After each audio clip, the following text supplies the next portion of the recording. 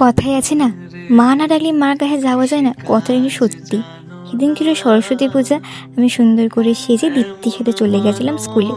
আমাদের স্কুলের ঠাকুরের মূর্তিটা অপূর্ব সুন্দর আর মিষ্টি ছিল।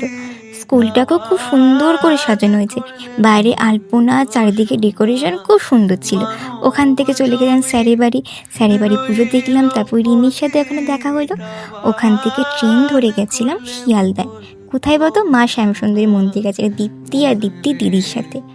মার মন্দিরের সামনে চলে এসেছি, মার জন্য নিয়েছি ফুল, মিষ্টি, চকলেট, যা নিতে পারি। এই যে আমরা তিনজনই পুজো দিতে এসেছি। মার মন্দিরে যখন প্রবেশ করছি না, ওখানে তো বাবার সাথে দেখা হবে, ভোলে বাবার সাথে।